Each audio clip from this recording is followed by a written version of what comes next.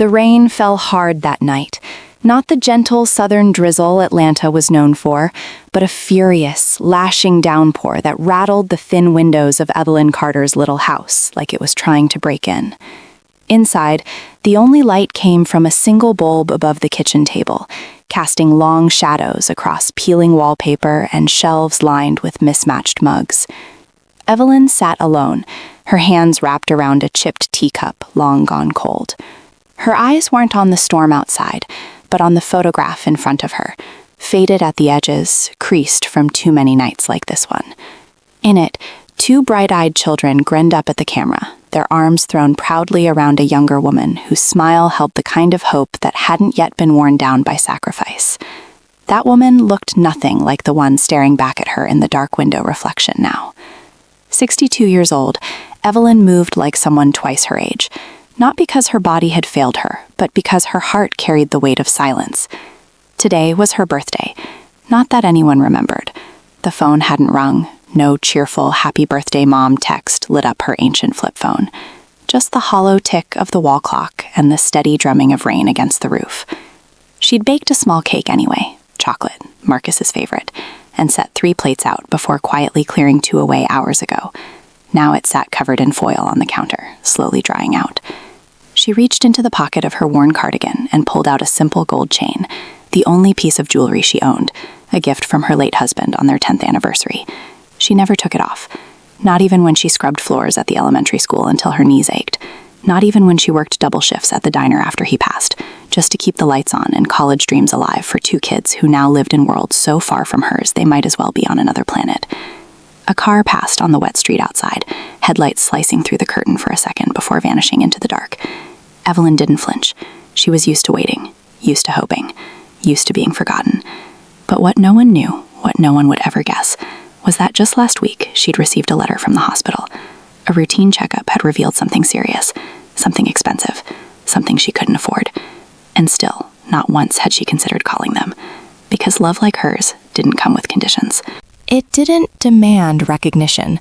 It simply stayed, even when abandoned, even when broken.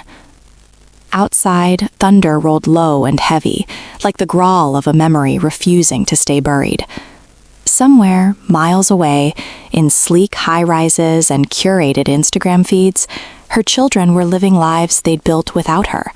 They'd told her plainly, just months ago, over a video call filled with awkward pauses and forced smiles, "We don't need you anymore, Mom. We've got everything under control." She'd nodded then, smiled even, said, "I'm so proud of you both." But tonight, Elias's lightning flashed and illuminated the tears she refused to let fall. Evelyn whispered to the empty room, voice barely louder than the rain, "Then why does it hurt like I'm the one who disappeared?" And in that moment, no one heard her. No one came. But soon, very soon, they would. Years ago, before the silence settled like dust on every surface of Evelyn's life, there was noise. Beautiful, chaotic, exhausting noise. The kind that only comes from a home filled with children who believe their mother can fix anything. Back then, Evelyn wasn't just Evelyn. She was Mom, the answer to scraped knees, failed math tests, broken hearts, and midnight fevers. She worked Aleja, a 3rd-grade teacher at Oak Ridge Elementary, by day, her voice hoarse by 3 p.m. from reading stories with dramatic flair and calming playground squabbles. But when the final bell rang, her real job began. She'd rush home in her old Honda Civic, its muffler rattling like a tired sigh, to find Marcus hunched over algebra homework at the kitchen table, while baby Lena babbled in her high chair, flinging mashed peas like confetti.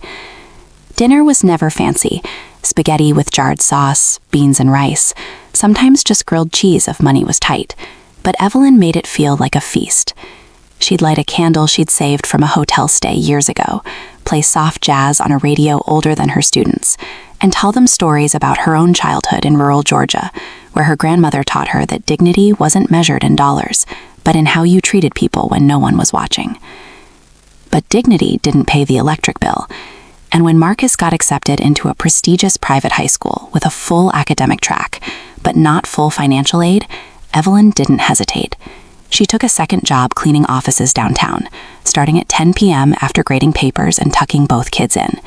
She'd come home at 4 a.m., her uniform stained with coffee and bleach, her feet swollen in cheap shoes, just to pack their lunches and make sure Lena's hair was braided neatly for picture day. She sold her wedding ring, the one with the tiny diamond her husband had saved 6 months' salary for, when Lena needed braces. She skipped doctor's appointments for her own worsening back pain, so Marcus could attend a summer coding camp that might change his future. She never complained, not once, because every time she saw Marcus ace a test or Lena perform in the school play, she told herself, "This is worth it. They're worth it." There were nights she cried in the shower so they wouldn't hear. Mornings she stared at her reflection and barely recognized the woman with dark circles and thinning hair. But she always put on lipstick before dropping them off at school.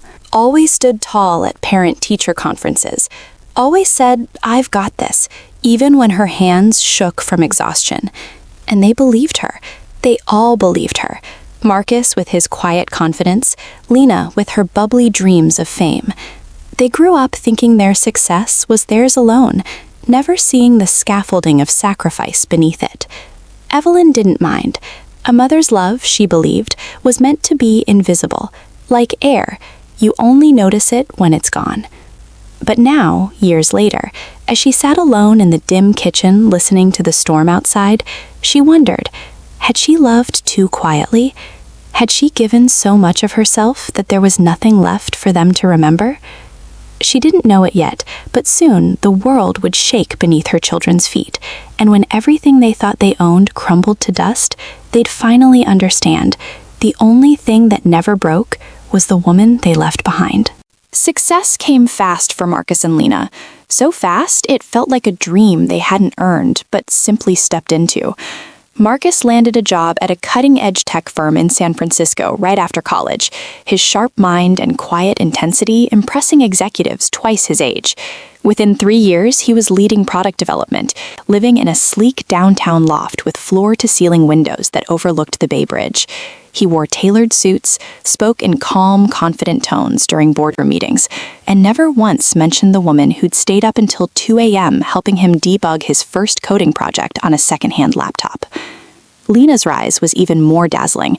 With her radiant smile and effortless charm, she built a social media empire from her bedroom in Atlanta. What started as makeup tutorials and thrift store hauls exploded into brand deals, luxury vacations, and a follower count that climbed past 200,000. She posted photos of herself in designer dresses on yachts in Miami, sipping champagne in Parisian cafes, always captioned with quotes about hustle, self-love, and building your own empire. Her bio read, "Self-made, no handouts." She never tagged Evelyn, never shared throwback photos of their tiny kitchen or the hand-sewn prom dress her mother had stitched from curtains because they couldn't afford store-bought. They called Evelyn less and less. At first, it was busy schedules. "Sorry, Mom, big launch next week." Then it became habit. Birthdays were acknowledged with quick texts sent by assistants. Holidays turned into perfunctory video calls where Evelyn sat in her best blouse while Marcus scrolled through emails and Lena adjusted her ring light. Evelyn never said a word. She saved every screenshot, every voicemail, every "love you, Mom," whispered in passing before the call ended. She watched Marcus's interviews on YouTube, beaming with pride even as he credited his discipline and vision for his success, never mentioning the woman who'd walked 5 miles in the rain to buy him a replacement textbook after he'd lost his.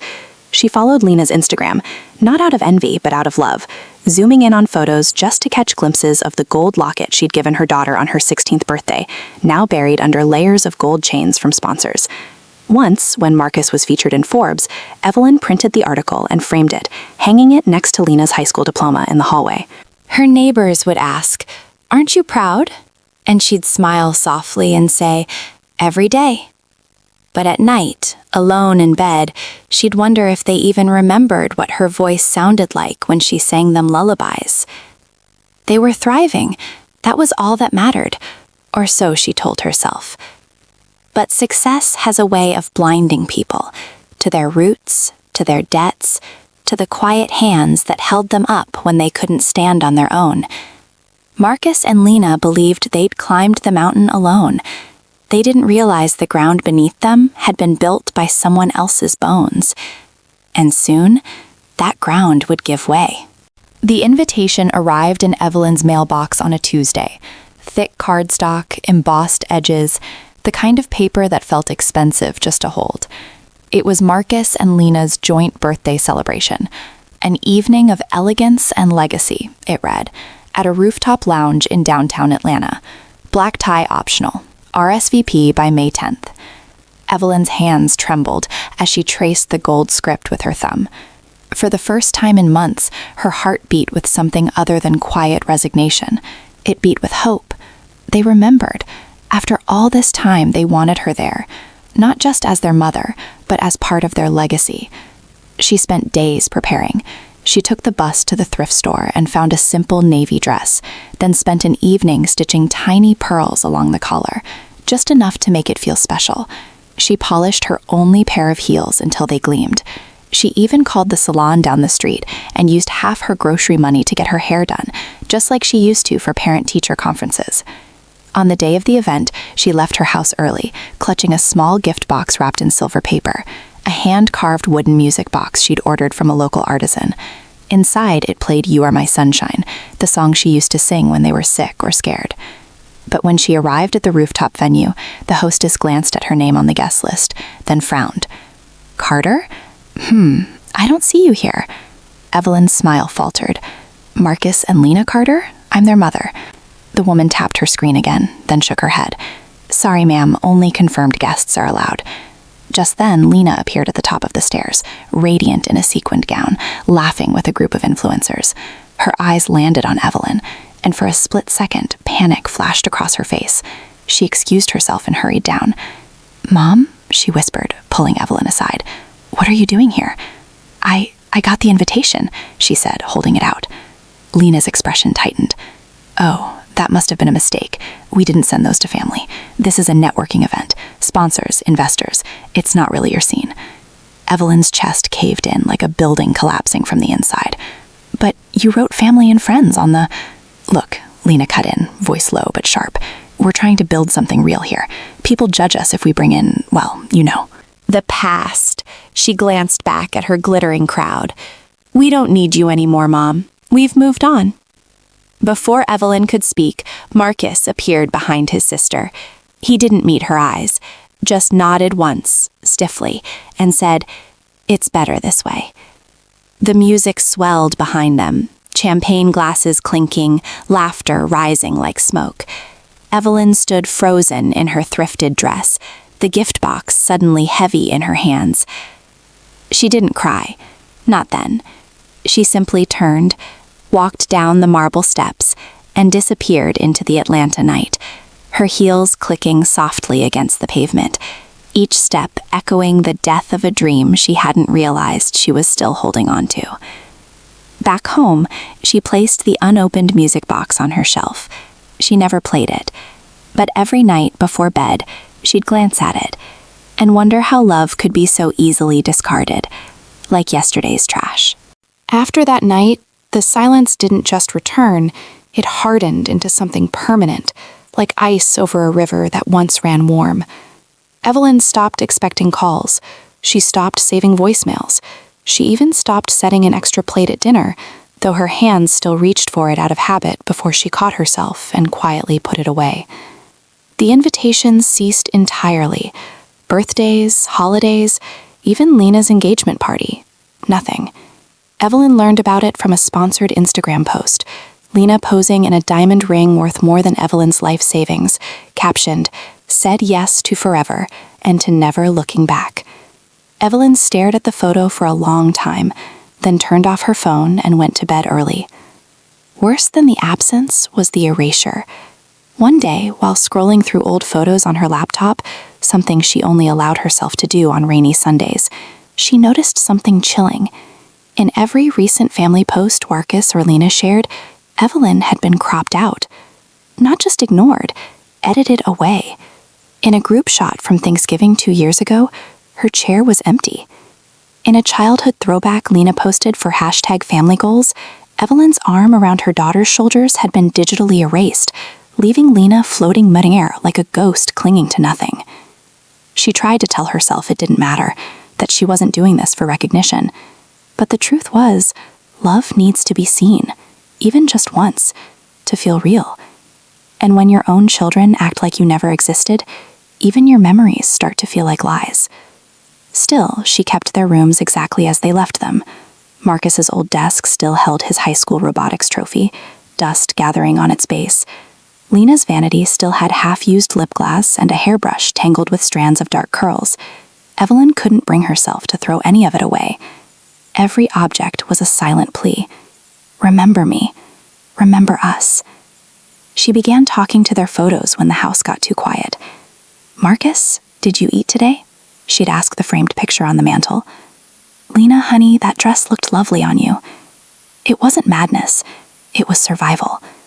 Because if she stopped speaking to them, even in imagination, she feared she'd forget the sound of their laughter altogether.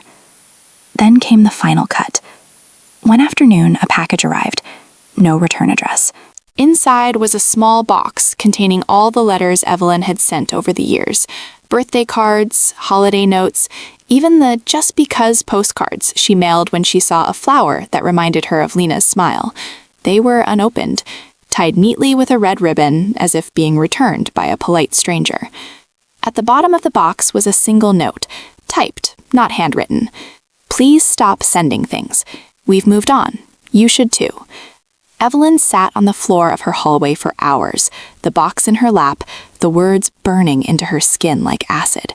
She wanted to scream, to throw the box against the wall, to call them and demand to know how they could do this to the woman who gave them everything. But she didn't. Instead, she carefully placed the letters back in the box, carried it to the attic, and set it on a shelf beside Marcus's old baseball glove and Lena's first pair of tap shoes. Then she walked downstairs, brewed a cup of tea, and sat by the window, watching the world go by, wondering if anyone would notice if she vanished tomorrow. What she didn't know was that fate was already turning its wheel, and soon the very people who erased her would be begging for her to come back. The crash happened on a rain-slicked stretch of I-85 just past midnight. Marcus's black Tesla swerving off the road after a late-night call with investors. He'd been driving too fast, distracted, exhausted from weeks of sleepless nights trying to salvage a failing product launch. The car flipped twice before slamming into a guardrail. When emergency crews arrived, they found him unconscious, blood pooling beneath his head, one leg twisted at an unnatural angle. He was rushed to Grady Memorial in critical condition, spinal trauma, internal bleeding, and a fractured pelvis. The doctors weren't sure he'd walk again. At the same time, 300 miles away in Miami, Lena's world imploded in a different kind of wreckage. A federal investigation into her biggest sponsor, a wellness brand she'd promoted for months, revealed it was a pyramid scheme built on lies. The FTC filed charges. Her bank accounts were frozen. Overnight, her 200K followers turned on her. Comments flooded in. Scammer. Fake. You ruined my mom's retirement. Brands dropped her. Her fiancé vanished, leaving only a text. I can't be tied to this. By dawn, she was evicted from her luxury apartment for non-payment, dragging a suitcase through the lobby as security guards watched with cold eyes. Back in Atlanta, Evelyn knew nothing of it. She was at the community center, volunteering to read to children, her voice steady as she brought a fairy tale to life. She smiled when little hands tugged her sleeve, asking if the princess ever saw her mother again. Of course she did, Evelyn said softly. Mothers never really leave. But that evening, as she walked home under a sky heavy with unshed rain, her phone buzzed, an old number she hadn't seen in years. It was Marcus's assistant, voice tight with panic. Miss Carter, it's about Marcus. There's been an accident. He's in surgery. They don't know if he'll make it. Evelyn's knees nearly buckled, but she didn't fall. She never did. Instead, she asked calmly, which hospital? Then she hung up, went inside, and packed a small bag.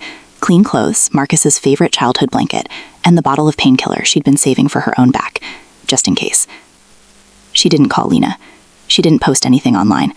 She simply walked to the bus stop, sat on the wet bench, and waited for the next ride to downtown Atlanta. The city lights blurred through her tears, but her hands stayed steady. Because even after everything, even after the erasure, the silence, the unopened letters, her love hadn't broken. It had only gone deeper underground, waiting for the moment it would be needed again. And now it was. The hospital waiting room smelled of antiseptic and stale coffee. The kind of place where time didn't move forward. It just pooled like spilled water on linoleum floors. Evelyn sat alone in a plastic chair, her hands folded tightly in her lap, the only person in the room who hadn't been asked to leave. Nurses passed by without glancing at her. Security had already questioned her twice, skeptical that this quiet woman in a faded cardigan could be related to Marcus Carter, the tech executive whose name was flashing across news alerts after his high-profile crash. She didn't argue. She just showed them the birth certificate she always carried in her wallet, tucked behind a photo of Marcus at age 5, grinning with a missing front tooth. That was enough. Hours passed. No updates. No one came to sit with her. Not a single friend, colleague, or so-called business partner of Marcus's showed up. The same people who toasted him at rooftop parties now acted like he'd never existed. And Lena? Still no word. Evelyn had tried calling her number 3 times, straight to voicemail. Meanwhile, in Miami, Lena sat on the floor of a cheap motel room, the kind with thin walls and a flickering neon sign outside that cast red shadows across cracked tiles. Her phone buzzed nonstop. Creditors, lawyers, former friends demanding refunds. She scrolled through her contacts, fingers trembling, looking for someone, anyone who might lend her $500 just to eat, just to stay off the street. She called an old college roommate. Blocked. A brand manager she'd worked with for years. Sorry, Lena, I can't get involved. Even her cousin, who used to beg her for fashion advice, said, "You're toxic right now. Stay away." Desperate, she tried Marcus, only to hear a robotic voice say his line was disconnected. Panic clawed up her throat. She Googled his name and froze. Tech executive Marcus Carter in critical condition after high-speed crash. The article included a photo of his mangled Tesla. Her brother, alone. Dying, maybe. She collapsed onto the bed, sobbing into a threadbare pillow. All her followers, all her likes, all her squad goals, none of it mattered now. She had built a life on appearances, and when the facade crumbled, there was nothing beneath it. No real friends, no savings, no home. Just debt, shame, and the hollow echo of her own voice saying, "We don't need you anymore," to the one person who would have dropped everything for her. Back in Atlanta, Evelyn finally got word. Marcus was out of surgery, stable but paralyzed from the waist down, at least for now. The doctor said recovery would take months, maybe years, and cost more than most people made in a decade. Insurance wouldn't cover experimental rehab. They'd need private care, cash up front. Evelyn nodded slowly. She didn't ask how much. She already knew she couldn't afford it. But as she walked down the dim hallway toward the ICU, her mind wasn't on money. It was on the boy who once cried for 3 hours when his goldfish died. The teenager who stayed up all night helping her fix the leaky faucet. The man who forgot her, but whom she could never forget. She pushed open the door to his room. Machines beeped. Tubes snaked from his arms. His face was pale, bruised, eyes closed. She pulled up a chair, took his hand, cold, limp, and whispered, "I'm here, baby. Mom's here." And for the first time in years, she meant it not as a memory, but as a promise. The motel room phone rang at 2:17 a.m., a shrill, grating sound that sliced through Lena's restless sleep like a knife. She jolted upright, heart hammering, expecting another debt collector or worse. But when she answered, all she heard was silence, then a shaky breath. "Lena?" The voice was barely a whisper, raw and broken. "It's me." She froze. She hadn't heard that voice in months. Not really. Not since the rooftop party. "Marcus?" I'm in the hospital," he said, each word labored, as if lifting stones. "Grady Memorial, Atlanta. They don't know if I'll walk again." Lena's breath caught. The world tilted. All her problems, her frozen accounts, her ruined reputation, the eviction notice taped to her door, suddenly felt small, distant, like someone else's nightmare. "I'm coming," she said instantly. "I'll be there tomorrow." But then Marcus exhaled, a sound so heavy it carried years of regret. "There's no one here, Lena. No one came. Not my team, not my so-called friends." A pause. Then softer. "Not even you." The words hit her like a slap. Because he was right. In all this chaos, she hadn't once thought to check on him. She'd been too busy drowning in her own shame to see he was sinking too. "I I didn't know, she whispered, tears spilling hot down her cheeks. I swear I didn't know. Another silence, then the question that shattered her completely. Do you remember Mom's number? Lena's throat tightened. She had it, somewhere, buried under old contacts labeled Mom Home and Mom Old Cell. She hadn't dialed it in over a year, hadn't even looked at it since she posted that self-made caption. I think so, she lied. Call her, Marcus said, voice cracking. Please, she's the only one who ever showed up when it mattered. Lena hung up, trembling. She scrolled through her phone, fingers fumbling past hundreds of influencer contacts, brand reps, stylists, people who'd vanished the second her life fell apart. Finally, she found it. Mom, Home. She stared at the name. Her thumb hovered over the call button. Shame burned in her chest. How could she ask for help after everything? After telling her she wasn't needed? After cropping her out of their lives like she was a mistake to be edited away? But then she thought of Marcus alone in that hospital bed, of the way his voice sounded, so small, so lost. And she remembered being 6 years old, falling off her bike, screaming until Evelyn came running from 3 blocks away, barefoot, her apron still dusted with flour. With a sob, Lena pressed call. It rang once, twice. On the third ring, a calm, familiar voice answered, soft, steady, as if she'd been waiting all along. Hello? Lena couldn't speak at first. The sound of that voice, the voice that sang her to sleep, that soothed her fevers, that whispered, "You can do it," before every school play, undid her completely. Mom, she finally choked out, tears streaming. We need you.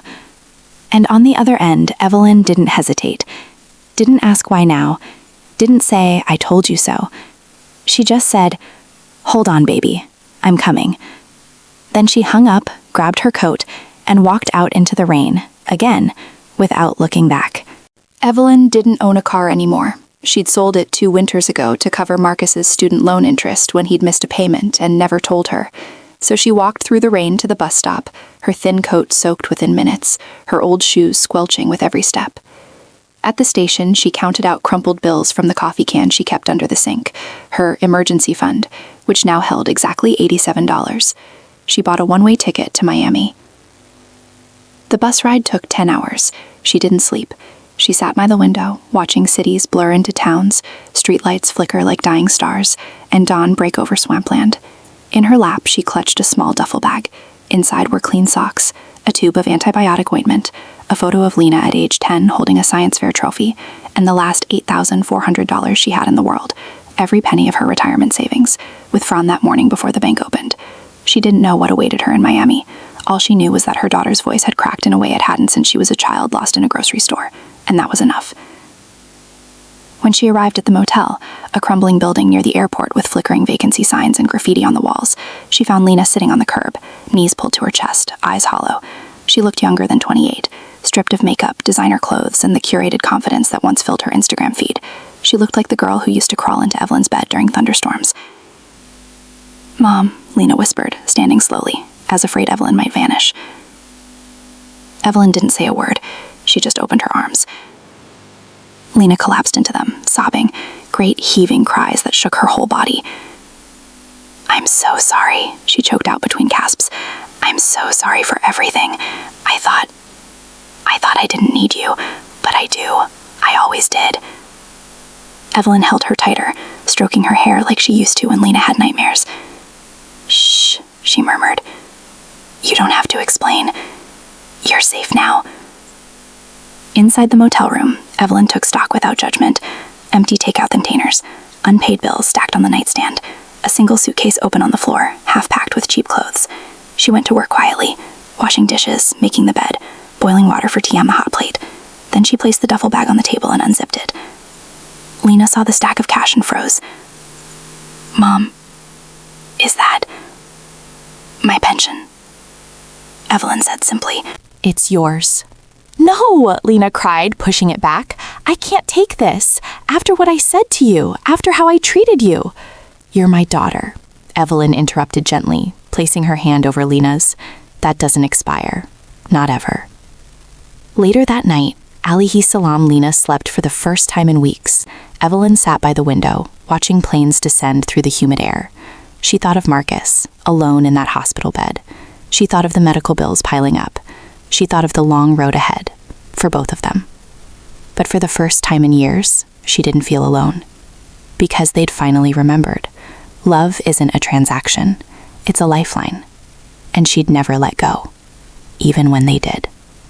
Back in Atlanta, Evelyn moved into a room at the same motel near Grady Memorial, $45 a night, paid weekly with cash from the dwindling stack she'd brought from Miami.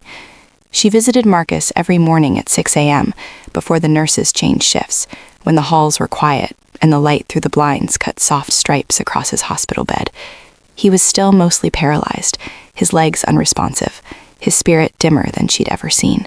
But when she heard her footsteps, his eyes would flicker open. "Morning, baby," she'd say, setting down a thermos of homemade oatmeal, his favorite since he was 5. He never asked how she got there, never questioned where she was staying. He just let her wash his face, brush his teeth, read to him from old sci-fi novels he used to love.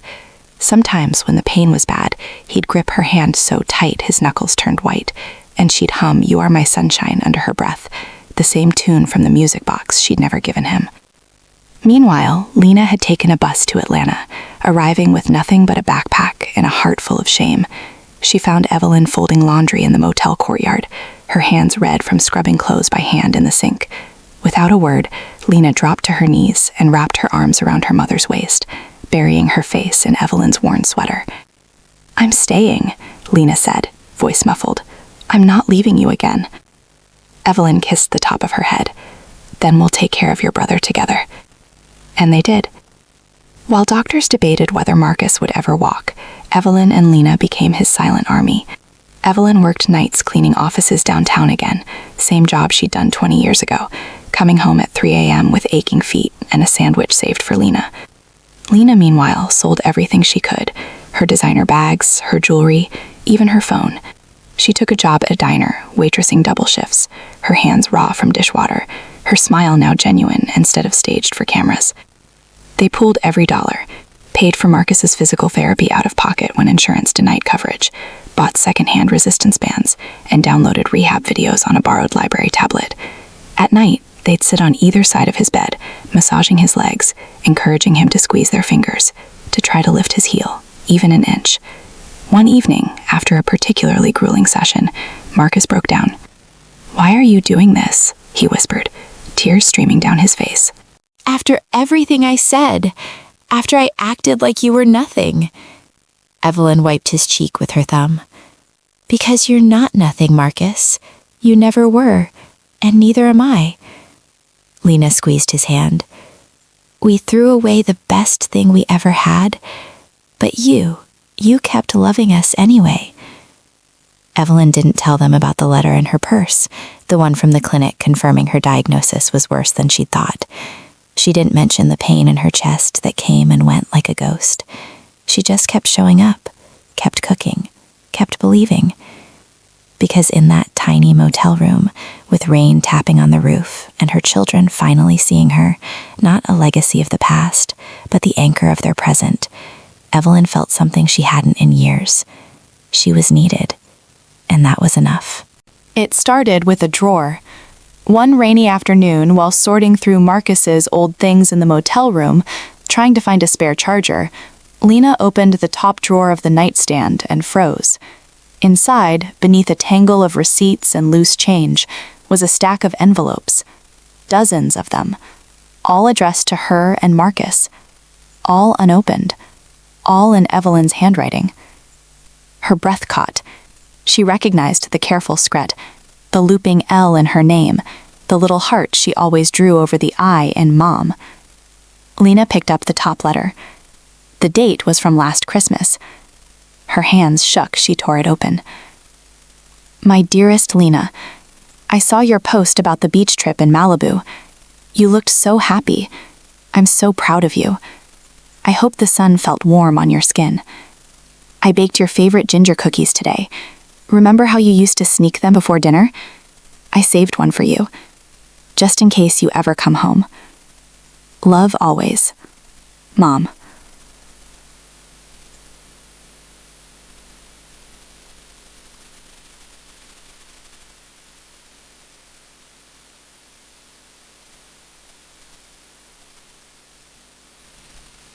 She'd given them everything, her health, her dignity, her future. He reached out, took her hand, and whispered, "I remember now." Lena came in quietly, holding the letters. She sat on the edge of the bed, tears streaming silently. "She never stopped writing to us," she said, voice breaking, "even when we stopped reading."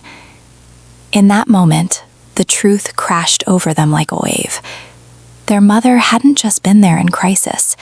She'd been there all along, loving them in silence, in shadows, in ways they were too proud to see.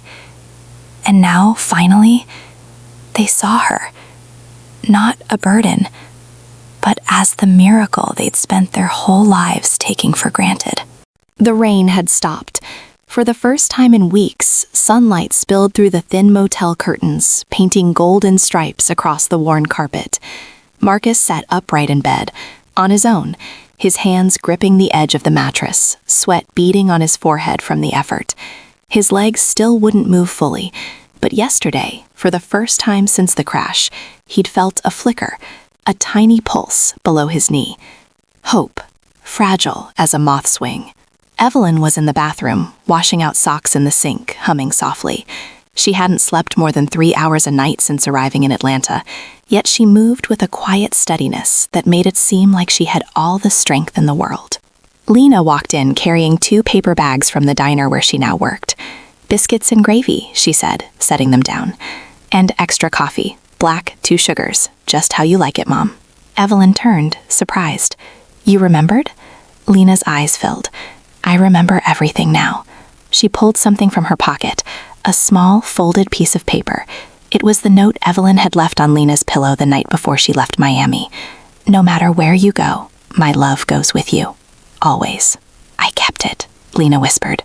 "I read it every night." Marcus looked at his mother, really looked, at the way her cardigan hung loose on her frame, at the new lines around her eyes, at the bandage on her thumb from scrubbing floors. And then he did something he hadn't done since he was a boy. He reached for her. "Come here, Mom." Evelyn hesitated, then walked over. He took both her hands in his, rough from work, warm from care, and bowed his head. "I don't deserve your forgiveness," he said, voice thick. "I treated you like you were invisible, like your love was expected, free. But it wasn't free, was it? You paid for it with everything you had." Evelyn tried to speak, but no words came, so Marcus kept going. "I thought success meant never needing anyone, but I was wrong. Real strength isn't doing it alone. It's knowing who to come home to when you fall apart." He looked up, tears spilling over. "You were always home, Mom, even when I forgot." Lena knelt beside the bed, pressing her cheek against Evelyn's hand. "We threw away our greatest gift," she said softly, "but you never threw us away." Evelyn finally let herself cry, not the silent tears she'd shed in the dark, but deep, shuddering sobs of release. Her children wrapped their arms around her, holding her like she was the most precious thing in the world, because now they finally understood. She was.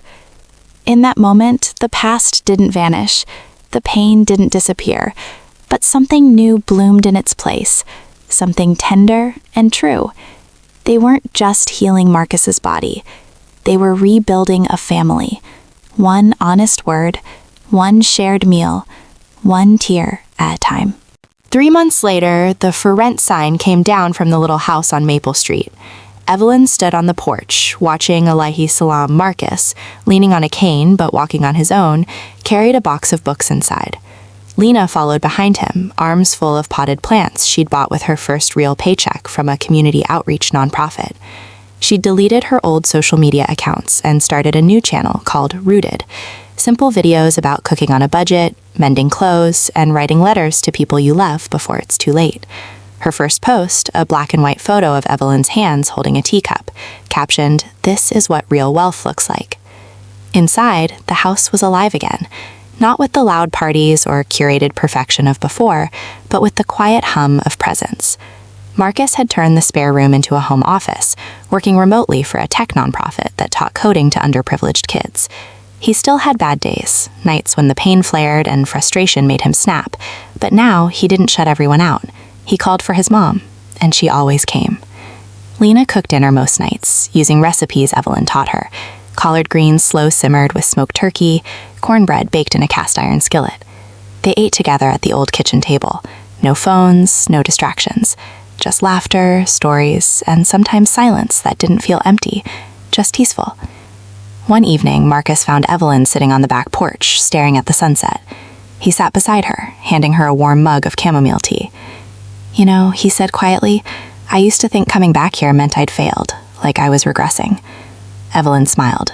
"And now? Now I know it's the bravest thing I've ever done." Lena joined them, wrapping a blanket around Evelyn's shoulders. "We're not going anywhere, Mom," she said. "Not this time." Evelyn looked at them, her children, weathered by pride and pain, now softened by humility and grace, and felt a peace she hadn't known in decades. She didn't need grand gestures or public apologies. She just needed them here, present, finally seeing her not a relic of their past, but as the heart of their future. Later that week, Marcus opened a joint bank account, not for business, but for Evelyn's medical care. Lena signed up for night classes and social work. And every Sunday, without fail, they gathered around the piano in the living room, singing old gospel hymns, the same ones Evelyn used to sing when they were small, scared, and needed to believe someone was watching over them. They weren't perfect, healing never is, but for the first time in years, they were whole. Not because they had everything, but because they finally had each other.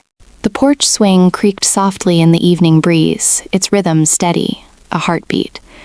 Evelyn sat wrapped in a quilt Lena had stitched from old fabric scraps, each patch a memory. Marcus's first school t-shirt, the dress Lena wore to her high school graduation, the blue flannel Evelyn used to wear on cold mornings when she walked them to the bus stop. The sun dipped low over the Atlanta skyline, painting the sky in streaks of amber and rose, and for the first time in years, the house felt full, not just with people, but with peace. Marcus stepped out, holding a small velvet box. He'd been quiet all day, fidgeting with it in his pocket like it held something too precious to name. He sat beside Evelyn, not saying a word at first, just watching the fireflies blink on in the yard, the same ones that used to make Lena squeal with delight when she was sick. "I got you something," he finally said, voice rough with emotion. Evelyn smiled gently. "You don't need to give me anything, baby." "I know," he said, "but I want to." He opened the box. Inside wasn't a diamond or gold, but a simple silver locket, engraved with 3 tiny initials, E+M+L. "I had it made," he said, "from the metal of my old Tesla, the one that, well, you know." He swallowed hard. "I wanted to turn something broken into something that reminds us we're still together." Evelyn's eyes filled. She reached out, fingers trembling, as she touched the cool metal. "It's beautiful." Lena appeared in the doorway, holding 2 glasses of sweet tea. She saw the locket and smiled through tears. "I found something too," she said, walking over and handing Evelyn a small framed photo. It was the original family picture, the one Evelyn kept on her kitchen table, but now restored, enlarged, and mounted in a hand-carved wooden frame Marcus had made during physical therapy. In the corner, someone had added a new inscription in delicate script. "Love doesn't leave. It waits." Evelyn looked at the photo, then at her children, her brilliant, flawed, redeemed children, and felt a joy so deep it ached. She didn't need grand gestures or viral fame. She didn't need the world to see her sacrifice. She just needed this. Their hands in hers, their voices soft in the twilight, their hearts finally open.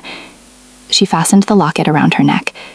It rested right over her heart, warm, solid, real. And as the stars blinked awake above them, no one spoke. They didn't have to, because after years of silence, distance, and pain, they'd finally learned the most important language of all, just being there, together. The morning light spilled gently through the kitchen window, catching dust motes dancing in the air like tiny stars. Evelyn sat at the table, her hands wrapped around a steaming mug of tea, watching Elisa Marcus helped Lena stir pancake batter at the stove. The the same stove where she'd once cooked their meals alone, hoping they'd come home. Now, laughter filled the room. Real laughter, unposed, unfiltered. A child's voice rang out from a backyard, Marcus's daughter Maya chasing fireflies with a mason jar, her curls bouncing in the sun. She was 6 now, old enough to ask questions, young enough to believe in magic. Last week, she'd asked Evelyn, "Grandma, why do you always smile when you look at Daddy and Aunt Lena?"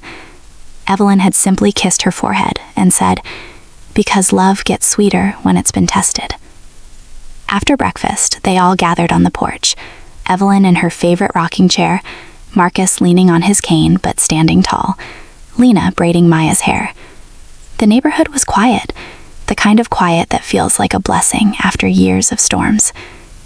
Then, without warning, Marcus knelt, not in pain but in purpose. He took Evelyn's hand, looked her straight in the eyes, and said, "You raised us alone. You loved us when we didn't deserve it. You came back when we had nothing left to give." His voice broke. "So today, I'm making you a promise. For the rest of your life, you'll never wonder if you matter, because you're the reason we're still standing." Lena knelt beside him, placing her head on Evelyn's knee like she used to as a girl. "We're not just your children anymore, Mom," she whispered. "We're your keepers." Evelyn didn't speak. She didn't need to. She just reached out and touched their faces, her fingers tracing the lines of their grown-up lives, the scars they'd earned, the kindness they'd finally learned. And in that touch, decades of silence, sacrifice, and sorrow were healed. Not erased, but transformed into something sacred.